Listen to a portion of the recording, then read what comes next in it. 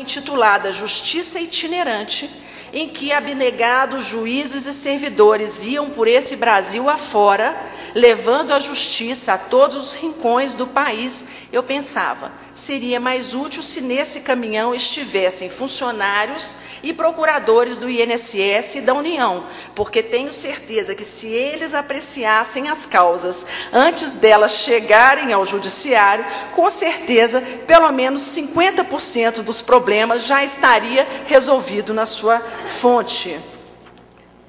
A verdade é que a sociedade do século XXI é a sociedade do conflito.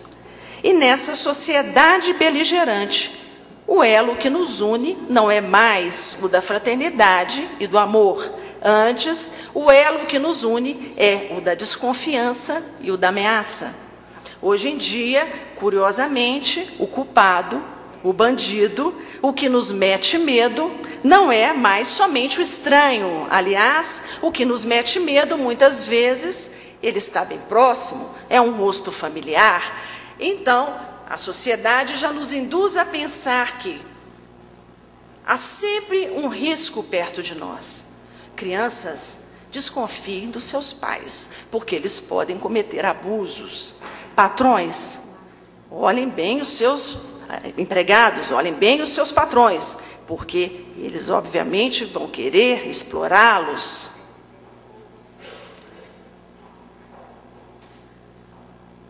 Amantes, desconfiem dos seus companheiros, porque eles podem contaminá-las. Cidadãos, desconfiem dos seus governantes, porque eles roubam.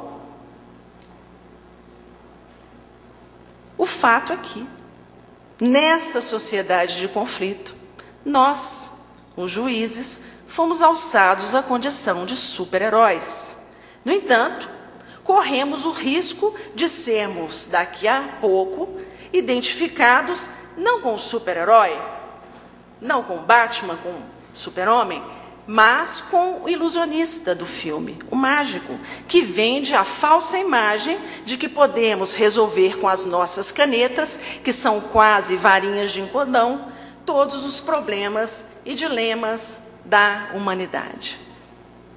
Não haverá justiça nem juízes suficientes, eu digo isso, desembargador José Fernandes Filho, para resolver tanto conflito.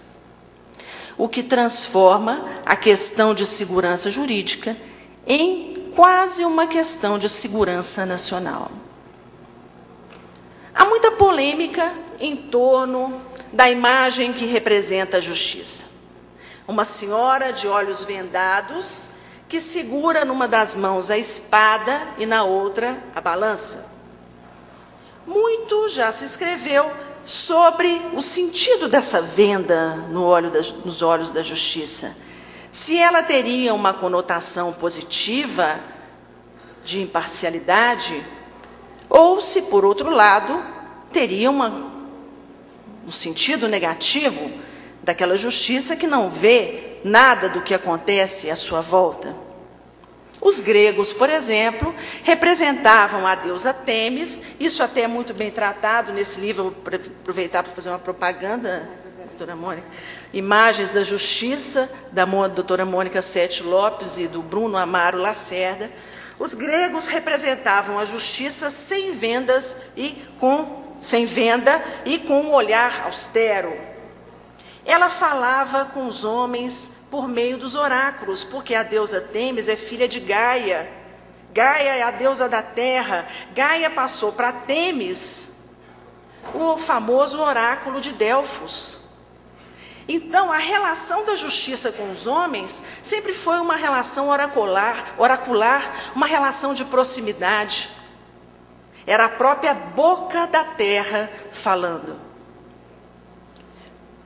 Foram os alemães, no século XIV ou XV, que vendaram a justiça. Até um parente da Vera Brant, eu tenho de falar isso com ela, o desembargador, um parente do senhor, Sebastian Brant, era um sátiro, escreveu um livro muito famoso, em 1494, chamado A Nave dos Loucos. E ele num dos poemas que era das disputas e dos processos. Ele mostrava o retrato dos homens insanos, dos homens que queriam brigar por qualquer motivo, as querelas sem fim, as querelas sem nenhuma substância.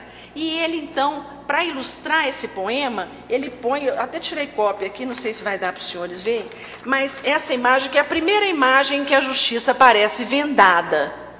É a imagem de uma justiça inerte, sentadinha, e tem um bufão, um louco atrás, que venda a justiça. Isso, na Idade Média, era um típico ato simbólico de chicana, de desprezo, de significar que a justiça não vai... quando você vendava uma pessoa por trás, era um ato assim, de menosprezo, de descabo com aquilo que estava acontecendo. Eu creio que o problema, ministra Carmen Lúcia, eu vou ousar aqui, filosofar, né? A senhora também filosofa, acho que eu tenho direito também de filosofar um pouquinho, de dizer que eu acho que o problema foi que nós perdemos esse sentido oracular da justiça. É esse elo feminino que existe e que associa a justiça ao amor e à solidariedade. A segurança jurídica depende mais do sentido original da deusa oracular, que dialogava e dava conselhos aos homens, do que da deusa atordoada e cega, sobre cuja inspiração os conflitos se multiplicam. Essa concepção muda o foco da solução do problema. Não se trata de administrar e arrumar e pensar em meios de resolução do conflito. Trata-se, isso sim, de eliminar o próprio conflito através de uma cultura de amor e de solidariedade. Uma cultura que pregue mais a prevenção do que propriamente a solução desse conflito. Trata-se de buscar outras formas de composição, em que a intervenção do juiz se dê apenas em situações excepcionais. Para isso, é necessário, no entanto, que a cidadania se exerça plenamente, exigindo-se dos outros poderes, do executivo e do legislativo, o exercício das funções que lhes cabe. Nós, do judiciário, já estamos sentindo o peso de ser um poder que acumula as funções dos outros. É o juiz legislador, é o juiz administrador, enfim, é o juiz da varinha de condão que vai resolver todos os problemas da humanidade. Isso já não é mais possível. É necessário que esses poderes assumam o papel que lhes cabe em um Estado democrático de direito.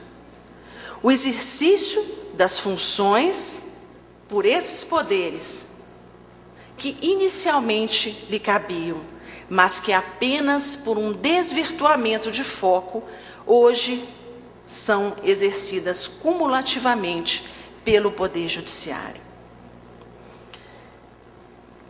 Esse retorno da Têmis desvendada, da Têmis de olhos abertos, propiciará uma nova linguagem da justiça com o cidadão.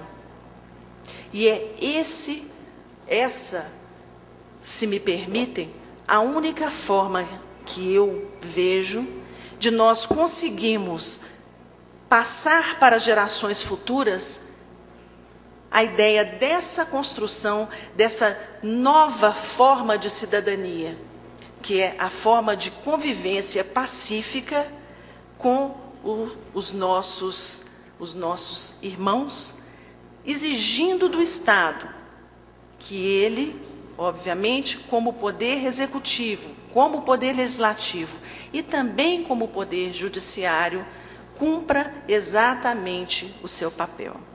Muito obrigada.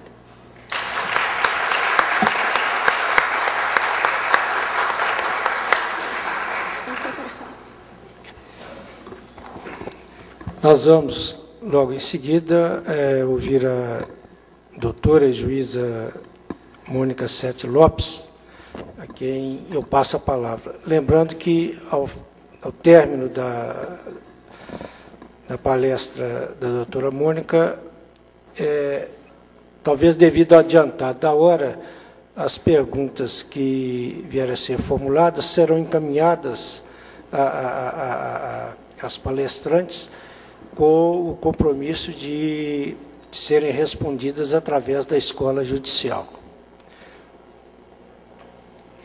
Bom, boa tarde a todos. É para mim uma alegria muito grande estar aqui por inúmeras razões. A primeira delas, talvez, por falar das coisas de ser juiz, né?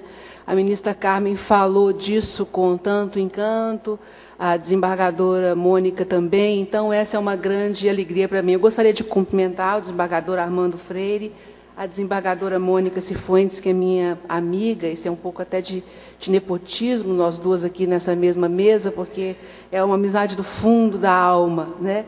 Ao ministro Sepúlveda pertence, aqui eu cumprimento, agradecendo também a possibilidade de falar aqui ao Instituto Vitor Nunes Leal, a ministra Carmen Lúcia, né? Sempre bom ouvi-la, sempre bom vê-la, cada vez mais instigante, cada vez mais acesa e falando com mais clareza, né, que é o que a gente tem que procurar fazer. Senhores desembargadores, senhores juízes, senhores servidores, senhoras e senhores. Eu não sei se... Eu vou te falando, né? Eu fiz um PowerPoint, até porque já está tarde, e eu quero aproveitar a deixa desse livro que eu trabalhei, que eu agradeço a Mônica a propaganda que ela fez, porque eu vou trabalhar um pouquinho com umas gravuras. Então, por isso eu preparei esse material. Eu vou falando para você para mudar? É isso? Então tá, pode mudar. Falar sobre segurança jurídica é um problema, como todos os que dizem respeito ao direito. Ele leva a uma pergunta. Muito bem. Quando eu falo de segurança jurídica, de que eu falo? Eu falo dos conflitos? Eu falo das leis? Eu falo dos juízes? A ministra Carmen falou. Eu falo dos advogados, que é essa questão tão importante que tem que ser estudada por nós hoje, inclusive do âmbito de um mercado saturado, criado por um volume excessivo de escolas, como um dado da realidade. Então, nós temos pessoas buscando seu lugar no sol com o uso do litígio. Isso é uma coisa estatisticamente difícil de mensurar, ela se referiu a isso, mas é um dado de realidade. Eu falo das decisões de cada uma delas, com toda a sua característica. Eu falo dos fatos, como apurados na delegacia ou na sala de audiência. Eu falo de tudo isso e do céu também. Eu falo de tudo isso e do céu também. A ministra Carmen terminou a sua manifestação falando da questão da TV Justiça. Todos nós sabemos que quando a gente aparece na televisão, engorda. É uma linguagem completamente diferente. Isso é uma metáfora para aquilo que significa um julgamento transmitido pela televisão. Porque é claro que a televisão não vai querer ver simplesmente aquilo que de técnico tem naquele julgamento, que nós, que somos os do direito, entendemos perfeitamente. Ele vai querer ver o jocoso, ele vai querer ver se a pessoa engordou